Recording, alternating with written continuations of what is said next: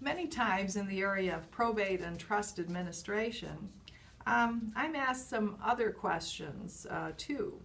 One is having a living trust expensive to create and maintain? Really it's not.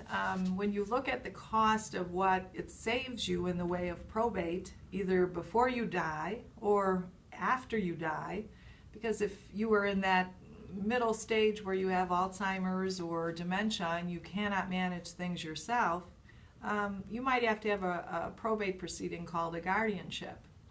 But this may not be necessary in the event that you have a living trust. A living trust coupled with a financial power of attorney may save you from having to have that happen. So there are ways to handle this in order to do it, and it is less expensive because it gets right to the person that you've appointed to help you out for this purpose. One frequently asked question that I'm asked is, who should I appoint to handle my estate?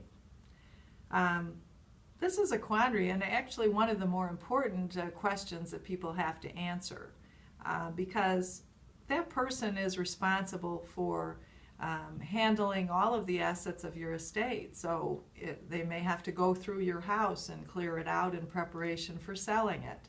They may have to sell or liquidate your assets, file income tax returns, file estate tax returns if you're in a taxable situation. They may have to sell your business. So most of these jobs are a financial type of job. So the person you should be looking to hire for this position is somebody with a financial background, some common sense about how to handle these things. And if you don't have that person in your family, consider using a bank as a corporate trustee. This is a good option because many times, even with a business, they may have a department that helps run those businesses until the next generation comes in, or that the business can be sold. So consider doing that or coupling it with one of your relatives to be a co-trustee with that bank. Another question is, does the administration of an estate tie everything up for years? It really depends upon the type of estate you have. Many estates can be closed, open and closed, a probate estate, within 6 months. If there are no tax issues, it takes a lot less time. If your estate is taxable, it's above the lifetime exemption that's granted under the federal law, in that case, it might take several years to actually fully administer and close the estate because there are tax clearance letters that the executor and or trustee has to get from the federal government in order to close the estate. So it could take a couple of years. It could take longer if you have people who are doing disputes and have done them in court, and now these disputes need to be handled and tried in court. So that's why I say it really depends, although we at the Gierach Law Firm try to make these things happen and happen on time.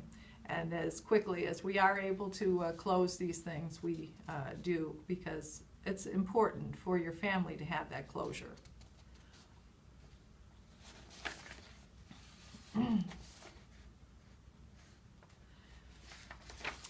One question that people don't realize is that there are several different kinds of taxes that may be due from an estate. When you die, there's a final income tax return that is due for the year in which you die. After that, if there is a probate estate that is opened, there will have to be an income tax for that probate estate if there's income to report that was earned in the tax year after you died. If there is a living trust, the living trust, if it has income, will also have to file an income tax return. In addition to that, there's also a federal estate tax return. Many times, if you are under the federal estate tax return, there still may be a reason for you to file this. Each state has either a pickup tax, they used to call it, or its own, excuse me, its own estate tax return that may have to be filed as well. So there are a lot of tax issues that happen at the time that you die. Another question that people ask is, will my family be able to get distributions from the estate or from the trust to live on? The answer to that question is yes. It takes longer to get distributions out of an estate. A trustee can give those distributions to your family as soon as, you know, that person takes over as successor trustee, which may be a period of days or weeks. So it makes a big difference in terms of paying out any distributions to keep those bills paid after you die. Another area of questions is in the probate and trust dispute area, which we at the Gierach Law Firm also handle. Sometimes people will file a will contest, and the reasons that they can do that are twofold. One is you signed your will under duress. Somebody pointed a gun at your head and said you must sign, and then you died.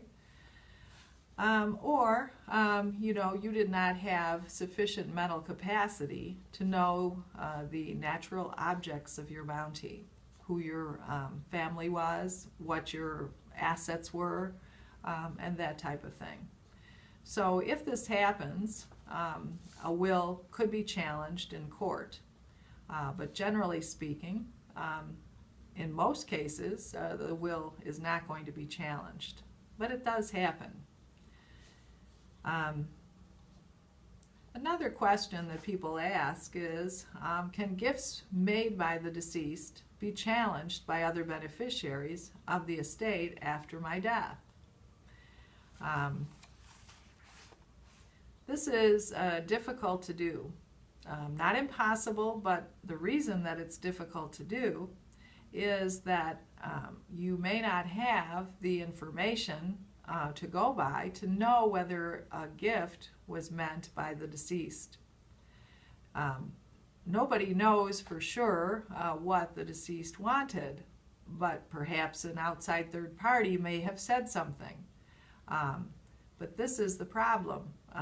There is a presumption that a gift was presumed to be made, that it was desired by the deceased. And it's up to the person challenging that gift to overcome that particular presumption.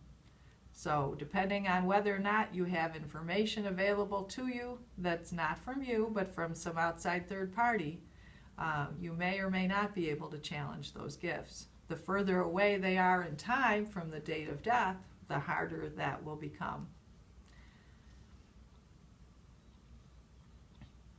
Another thing that we see happen many times is a parent will put one of the kids in charge of the estate, and that child decides they don't want to give any information to the rest of the family, particularly their siblings. And what could you know, the other sibling or siblings do about that? This does happen, infrequently, but it does happen. And sometimes you have to go to court and have the judge either remove the person if it's egregious enough, or have that person be directed by the court to give an inventory and an accounting and to make proper distribution of the property that those other siblings should be receiving.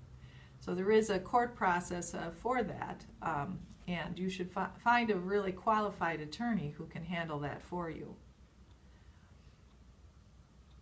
One question that we also receive is, if a deceased person leaves their commercial property to all of their children equally, and the children cannot agree, what are the options?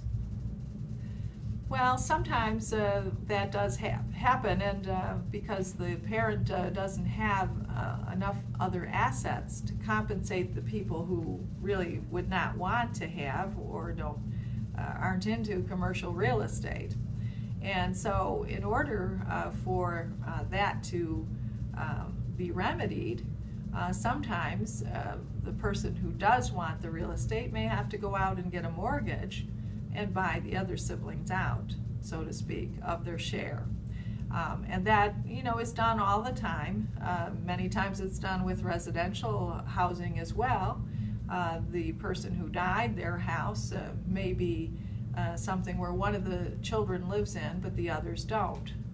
And it was desired that the estate would be all equal. So that house may be taken as part of the share of that person who lived there, and the other siblings may get other assets instead of that residence.